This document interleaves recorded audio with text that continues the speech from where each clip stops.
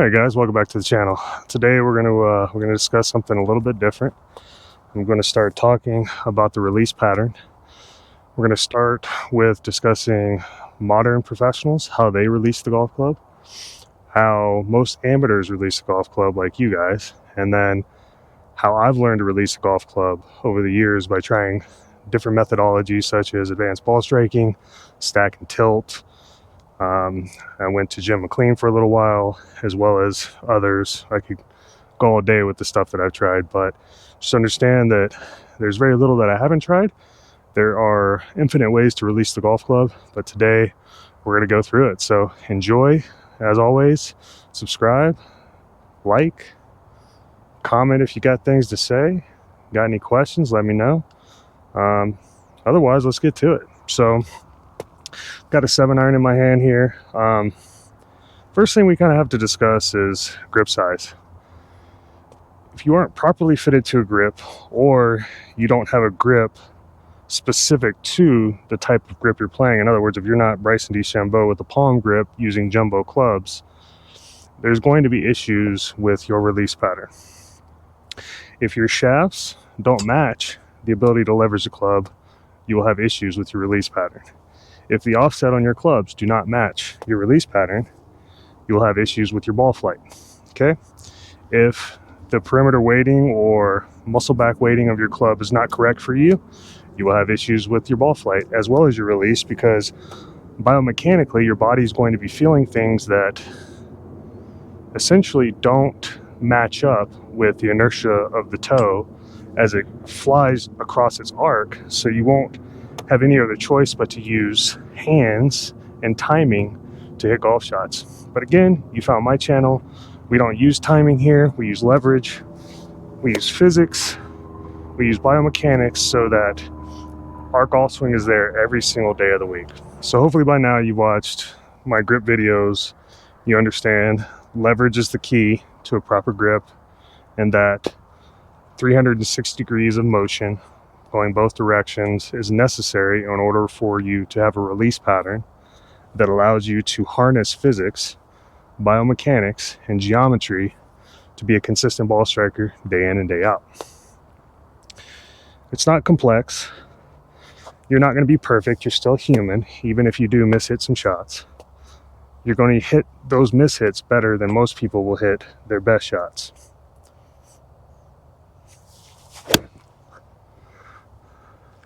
So what we're looking for when we talk about release patterns are a number of things. This is not a simple thing to teach.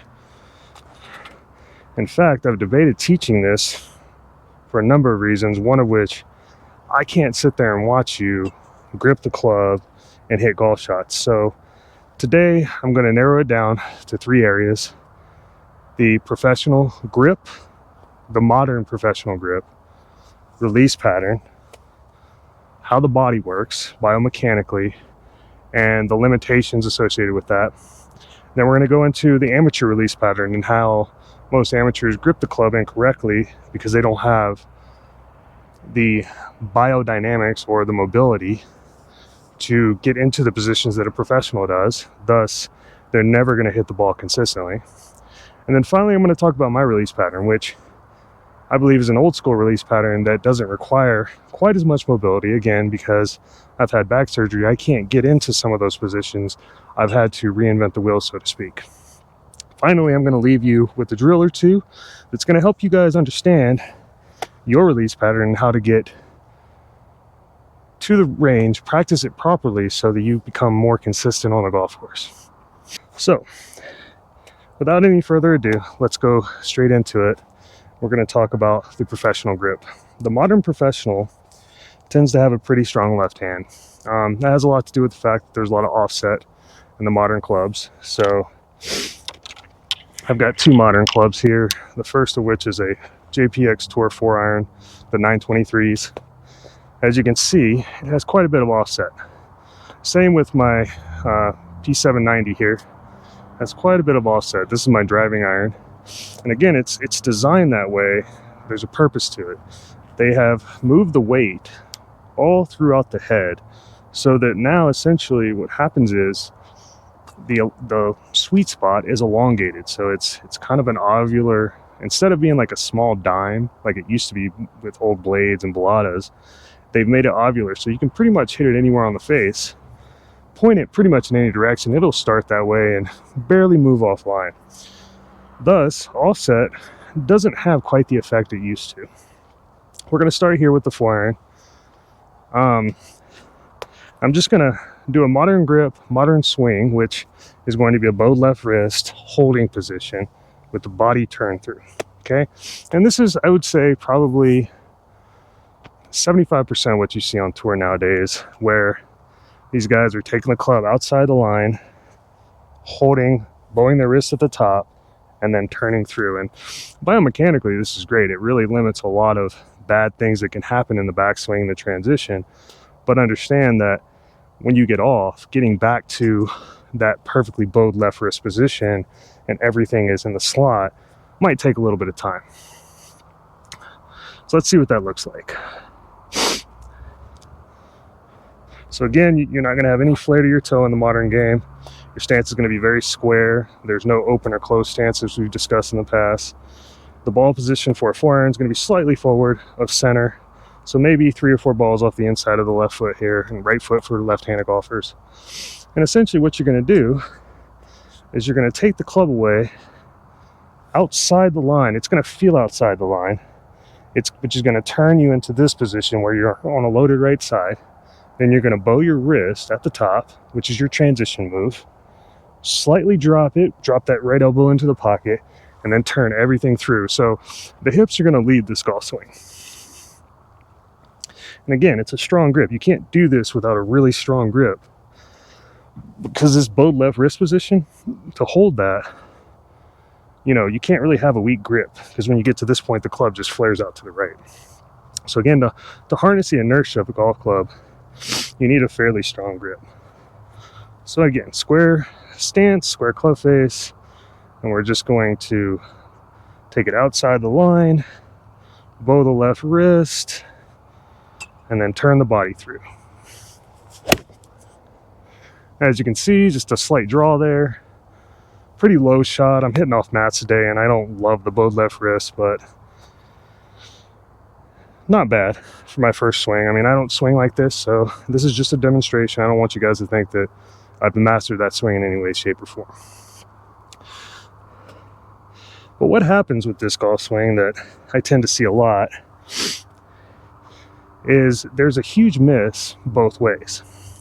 So if we go outside the line and we bow the wrist and we don't drop the right elbow properly, or we drop it too much, we can hit hooks or blocks, depending on your hand-eye coordination, your timing, etc. This is one of the reasons why I'm not a huge fan of this movement, besides the fact that in a bowed left wrist position, you need a lot of mobility in your hips and lower body to keep the club on plane. This is something I would recommend for younger golfers. So for those of you watching this, if you want to practice this release pattern, essentially all you're going to do, hold that position, turn through,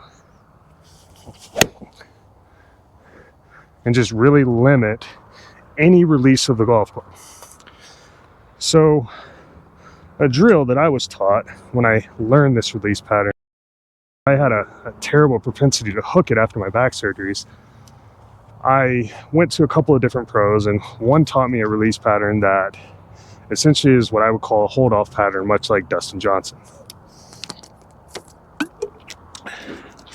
You would see the same type of release pattern in a Colin Morikawa and a John Rahm.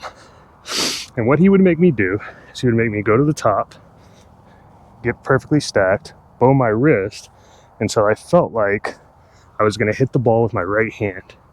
Okay, and notice how easy that is, right? And then all I had to do was drop my elbow and everything would happen. It was almost natural feeling. The result still required some timing and hand-eye coordination, but I got around the course and I broke 70 a few times, but it was pretty inconsistent. It looked a little something like this. As you can see, even a toed shot's gonna go really fucking straight. It's pretty wild. So it basically is a zero release pattern. So once you bow that wrist, your job is just to hold all of that to this point. Now, if you want to try that release pattern, that's great. Go for it. Again, you need incredible hip mobility.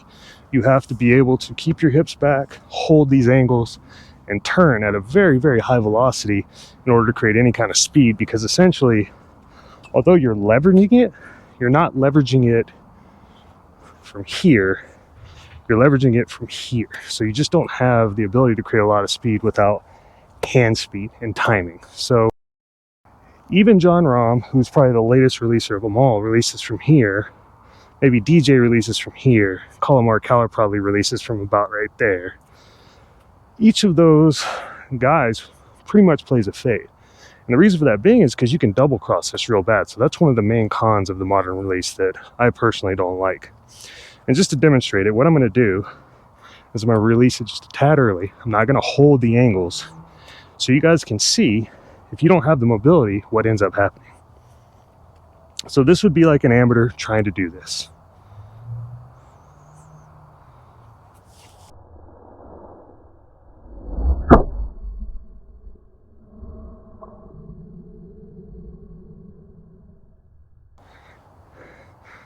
So pretty bleedy little fade.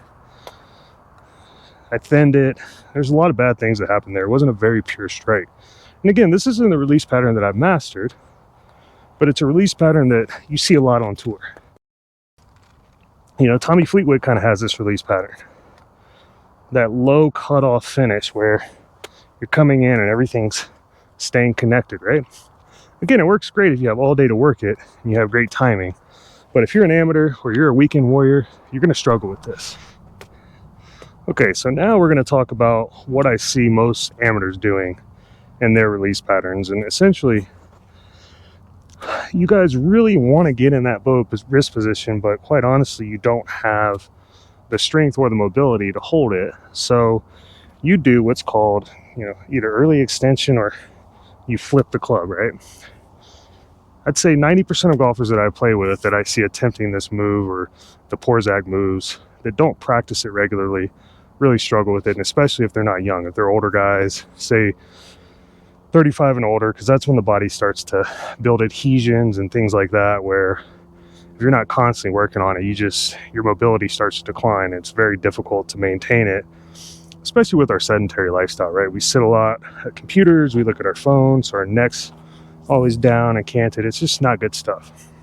But I'm gonna hit a shot for you, and I want you to see it from this forward angle, because you're gonna see, essentially, I'm gonna come up and out of the shot because it's a timing based shot, okay?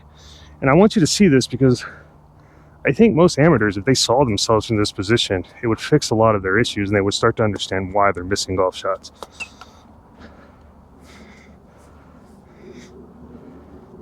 So again, you guys take a very strong grip. You try to get that bowed left wrist, and it looks a little something like this.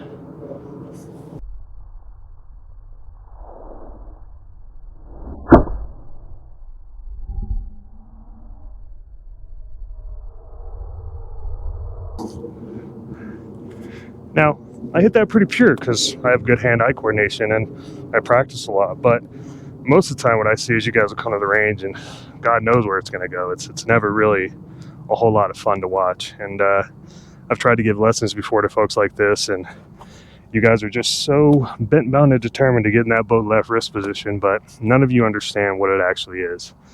So I don't want to tear you guys down. I don't want to tell you that a good golf swing is impossible, because if you can just remove that mindset and you can realize that everyone can get in a bowed left wrist position if they have leverage, you're going to literally improve within a week to a month's worth of time making the smallest changes in the world. So let's talk about my release and how that's done. Okay, so before we jump too far into this, first I want to talk a little bit about offset and how it's going to affect your ability to leverage the golf club. A minute ago I said that essentially everyone can get in the bowed left wrist position, and I meant it. I mean, if you leverage the club properly, this is a vapor trail. Everybody does it that is a great ball striker, but most people don't understand how it's actually done. and the relationship between biomechanics and the inertia of the golf club, specifically the geometry and how it changes the inertia and requirements of the bowed left wrist, or the wrist itself, the wrist anatomy. And so we're just going to talk real quick about the geometry of a golf club. I've already kind of gone over this before, but there's a lot of inertia in the toe of a golf club. So wedges are more upright, irons are flatter with less offset. And essentially the idea is there's, when you put these clubs in a swing machine and the club is swinging on a perfect arc, and it has essentially, they build what's called 360-degree wrist hinges in these machines, and then they set a release pattern and they test it. And each of these release patterns I'm telling you about today, they all get tested by these, essentially these iron Byron machines.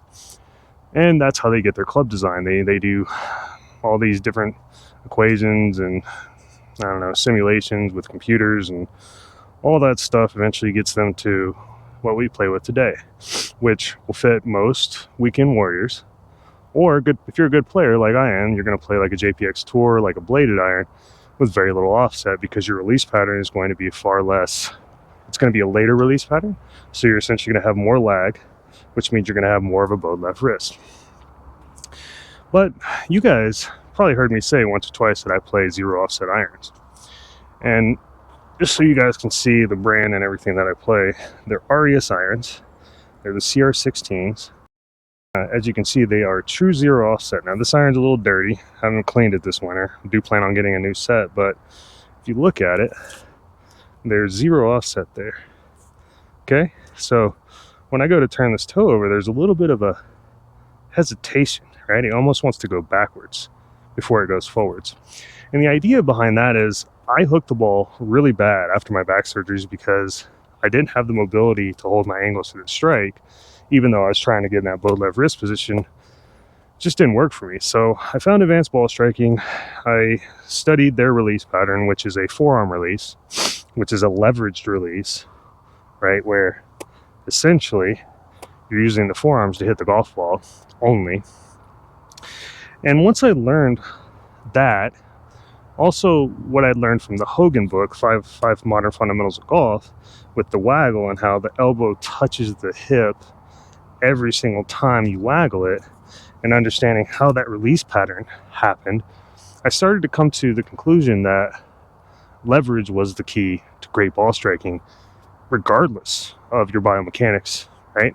I mean, you've seen every different kind of swing back in, we'll say, the 50s to the 80s, even the 90s that worked, from John Daly, who went way over the top, to Payne Stewart, who basically had the worst early extension you'll ever see, to Phil Mickelson, who literally was a stolen flipper.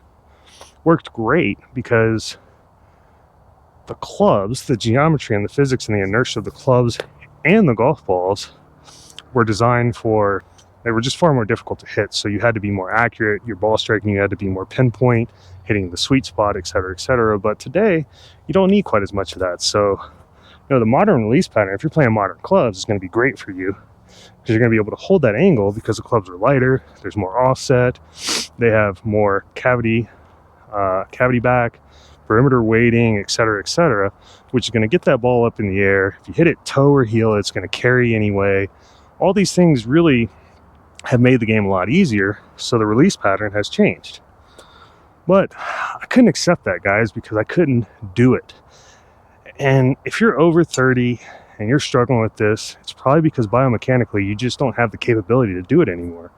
And that's why you see mostly the young guns winning on tour these days, unless, they're in their 40s and they've developed a leveraged release pattern. So a great example of that would be Phil Mickelson winning at 50. The PGA, which he was playing at the time, it was timing still, but he had a very leveraged release pattern compared to a lot of the guys. Of course, the clubs have gotten lighter, they've gotten stiffer, they've gotten easier to hit, so swing speeds are going up. So this bowed left wrist thing is starting to become the wave of the future. But enough about that, enough about geometry, physics, etc., and balls. Understand that what I'm about to teach you goes all the way back to the 1800s, where this is essentially what guys did, like Tom Morris, Harry Vardon, all these guys, because they played in petticoats. So they couldn't get their arms away from their body. And they had to learn how to hit hickory shafts, which every hickory shaft was different. Every head was made different by hand. I mean, you had to hit 50 clubs. I mean, I think Bobby Jones hit 100 drivers before he picked the one he liked, or something along those lines, whatever that mythology is. So the game has changed a lot. You don't need quite as much attention to detail as you used to, but you can still learn the most elite release pattern ever taught. Well, you made it.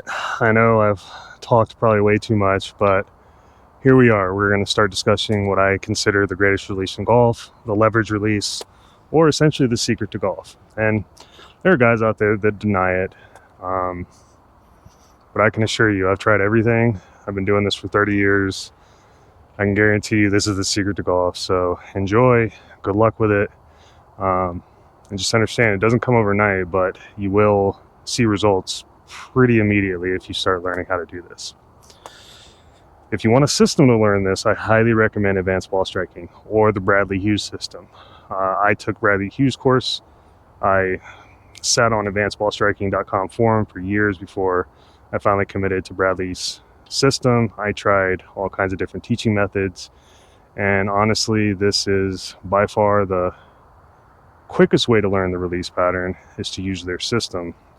I don't want to sell you anything, so I'm going to teach you how I do it, but understand this is not how you train it. Okay, so let's discuss what I believe to be the greatest release in golf, the old school release, or probably for most of you guys, the 1950s Super Ball striker release of Sam Snead, Ben Hogan, blah, blah, blah, Mo Norman, etc. So by now you guys have all seen that I waggle the golf club. I want you to notice the toe is pointing towards the sky at the end of my waggle. Now this is a 52 degree. It has quite a bit of offset, so it has a tendency to want to flip. So when I'm waggling and releasing the club, it's required that I get the toe pointed, or the face pointed at the sky. Because when I release it, it wants to shut. So if we look at it from this angle, when I release it, see how the face is shutting? So in order to counterbalance that, I have to make sure that my waggle is basically as open as it can get on the way back, okay? Also, understand that without forward shaft lean, you're going to be essentially off plane, okay? So I'm gonna hit a couple shots here and just kind of talk you through it. So as you can see, as I waggle the club, I'm checking my club face stability. And because I'm noticing the face is closed, I'm slowly closing my stance off to manage that, until I get to a point where I feel pretty confident that I'm going to hit it solid. Like so. Okay? So my release pattern is essentially what you see in the Hogan 5 Lessons book, which is like so. It stays tethered to my center of gravity. I release with a bowed wrist, just like so, with the left hand. And with the right hand, I release it down the line, like so. The way that it feels, as though I'm shaking hands with the target. George Knudsen, Mo Norman, that is the feel I literally have and how I align my club. So right now I'm going at this blue pen. I feel like I'm just going to shake hands with the target after I release the club. Just like so. And as you can see, I mean, it's literally right at the blue flag. That was a dynamic alignment. There was no alignment sticks. It was just me hitting at a flag, shaking hands with a blue pen. Okay, so now we have a 7-iron. And essentially, I'm going to show you a face-on view so you get a really good understanding of what I call the Hogan release, or essentially the elite ball striking release pattern. Trevino did it, Mo Norman did it, Ken Venturi did it. I mean, there's just Jackie Burke Jr. did it. Anybody that was an elite ball striker gets to a point here where they're leveraged and the club literally releases itself. Literally releases itself. Literally releases itself. That's the secret. I don't know how to really say it any better than that. But again, if you want to learn how to do it, if you want a system, go to Bradley Hughes, go to John Erickson. Trust me, you won't be sorry. It's the real deal. If you want to struggle and try to figure out how I do it, I'll give you a drill at the end of this. But understand that it ain't easy. It's going to be very frustrating for the majority of you, but if you can learn it, you'll have it. And that's basically it. A simplified version of advanced ball striking stuff. And again, Modern Lessons was my roadmap. ABS was a stop along the way. But a very, very important and probably the most important stop I made. Okay, so as I said, I waggle the club differently for non-offset clubs. So this club has no offset. As you can see, when I waggle it, the toe doesn't want to flip. It wants to be nice and stable. Pretty simple stuff, right? It's very easy to hit golf balls with this golf club because physics and inertia, specifically inertia and geometry, work in tandem with biomechanics. There is no pulling force on either that disrupts the flow. So once I waggle and I feel leverage and I come back to the ball, everything's lined up. I don't even have to think. I just have to hit the golf ball and trust where I'm aimed, the ball's pretty much going to go. Especially the modern ball, because they don't really curve too much.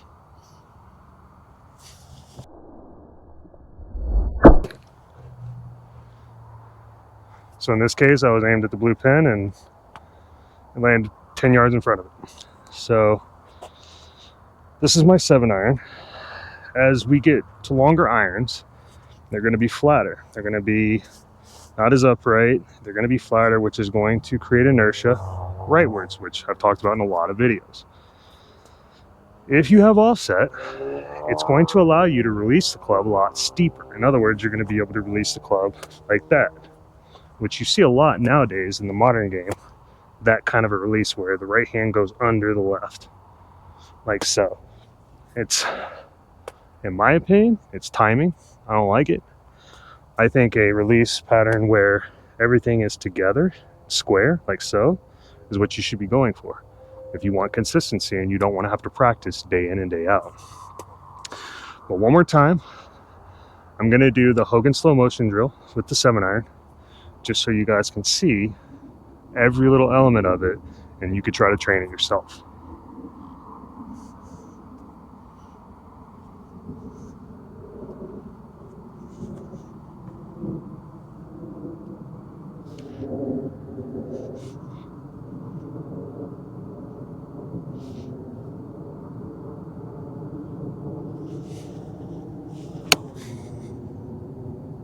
There you go. It's the whole thing right there. Now, I can go slower. I can definitely do something like that, but understand, like, the faster you go, the better this release works. Okay, so now we have the final two pieces. We have our fairway woods and our driver, also 5 wood for me, hybrid for other guys. And then we have our long irons. And again, like I told you, I play a little bit offset in my long irons. This would be probably referred to as the long game, right? So when I play offset in a long iron, the ball is always going to go left because a stable release means the club face is shut. And that is because the inertia is always pulling the toe down. If you guys ever watch Hogan, you ever noticed when he set up to the ball, he had an open club face. And essentially, if you read the Chris Cheddar book, Afternoons, no, that was the other one, Mr. Hogan, the Man I Knew, he talked about the secret being put the thumb on the left side of the shaft. Now, to me, this is just a breadcrumb. Although it is a huge piece of the puzzle, If you start doing this and you don't understand the release pattern, you're never going to figure out how to do it. So when I want to hit consistent shots with my 4-iron, notice now my club face is square. I do that. I put my thumb on the left side of the shaft. It looks a little something like that. Okay? Won't come overnight. Takes a little bit of experimentation, but essentially it leaves the face open at address.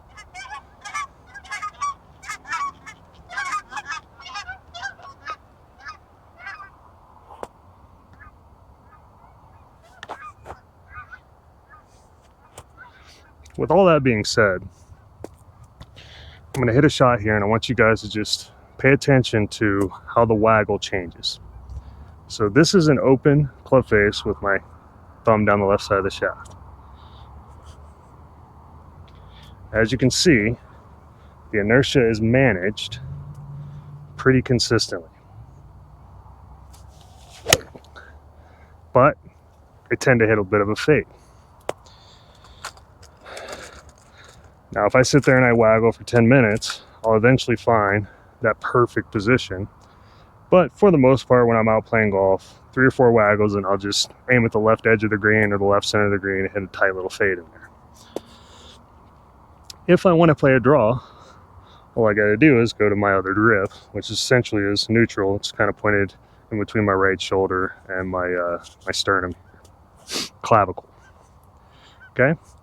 That, of course, shuts the club face slightly, which means now I'm going to hit a hook.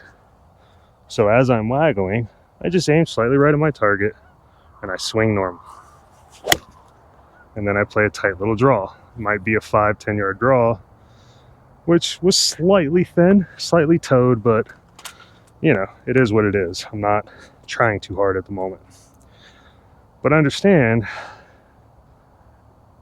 if there was no advantage to playing offset with long irons, I wouldn't be doing it. It's important to have a little help the longer the iron is, because the inertia becomes quite a bit more to manage. Which brings me to the good old 3-wood. And we'll just talk woods in general here. These have far less inertia. They tend to want to fall backwards. In other words, they're not going to hook unless you make them hook with either path, like so, doing that kind of that Rory shot, where you come way from the inside and really throw that right side into it, or you flip it. Turn that club face over as you're aiming it, pointing it right, and it puts side spin on it. But if you know how to hit these clubs and you understand inertia properly, a fade is far superior in every way, shape, or form.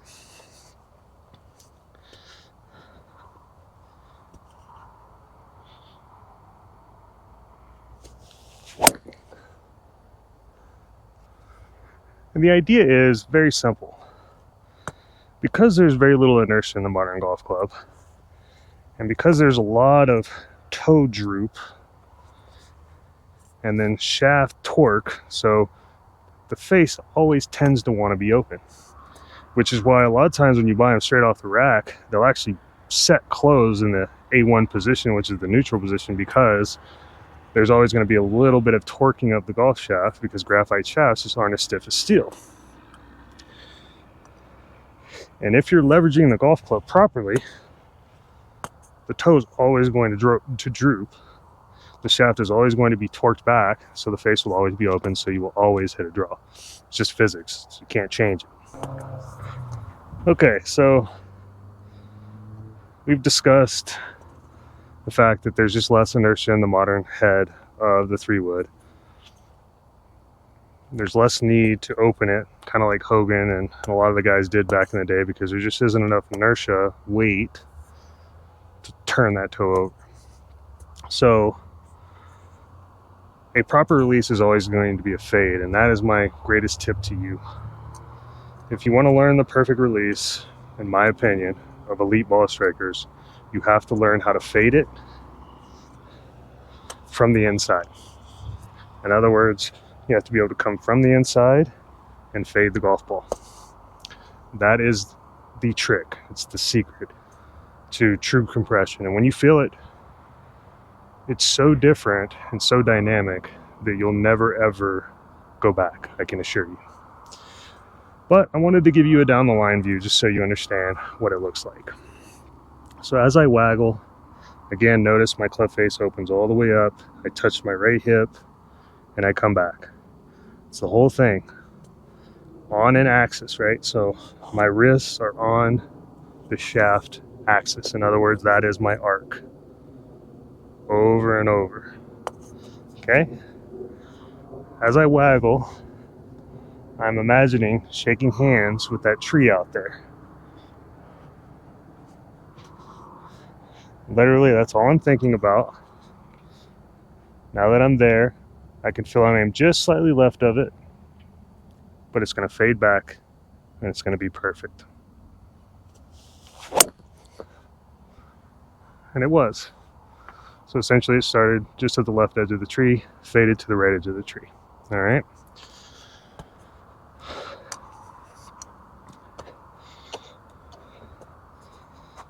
If you want to learn how to hit a draw like this, the release pattern does not change. The only thing that changes is ball position and grip. So now we're feeling the toe turn over at our target. We're just aiming a little right of it, putting that ball position a little further back, and then we're just swinging.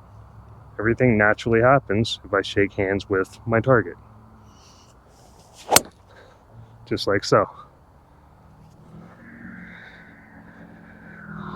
So I could show you a driver shot or two, but I'm not going to. That concludes the lesson. If you guys want to learn how to do this, try out advanced ball striking.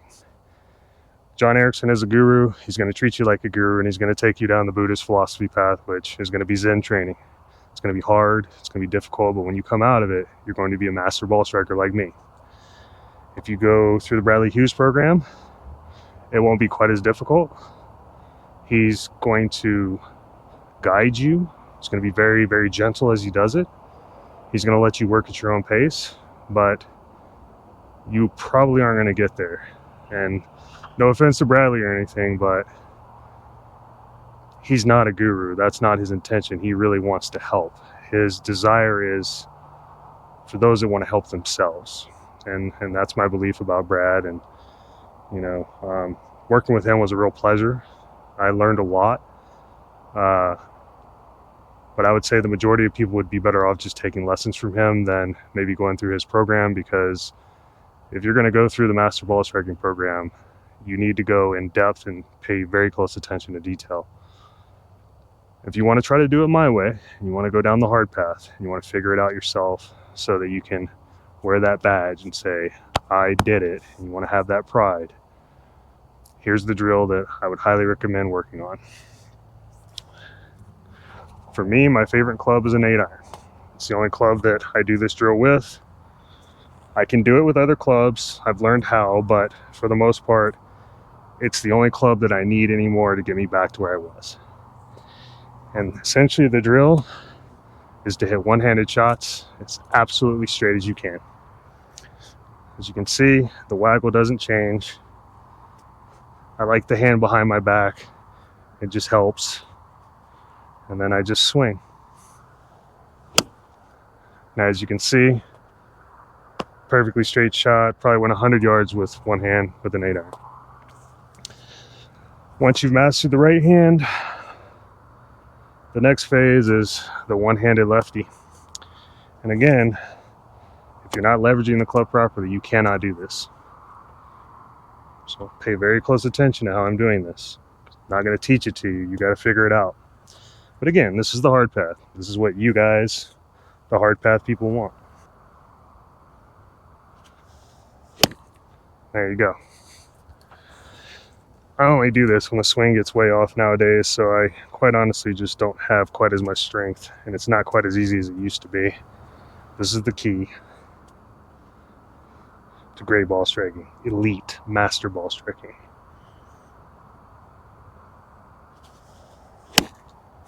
There you go.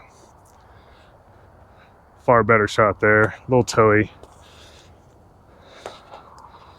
Off of a mat, I can't leverage it too much because it hurts my wrist, but let's just keep going with it because I haven't done this for a while and I'm not happy with the result.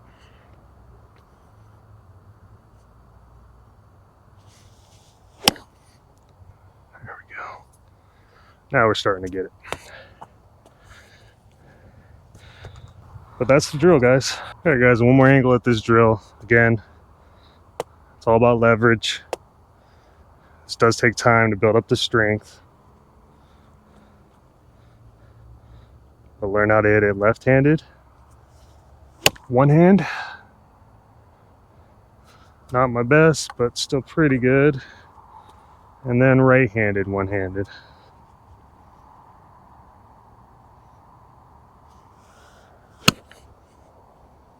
A little chunky there, but again, not something I practice a whole lot anymore. And finally, put it all together. Stripe it.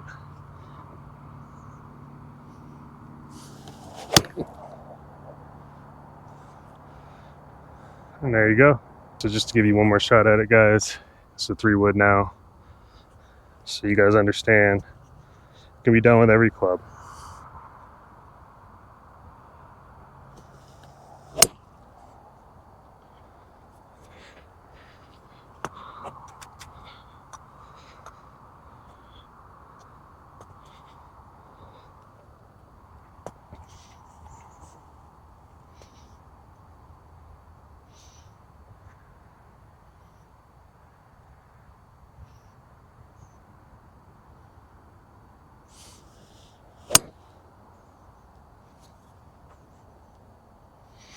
All right, good luck, fellas and ladies.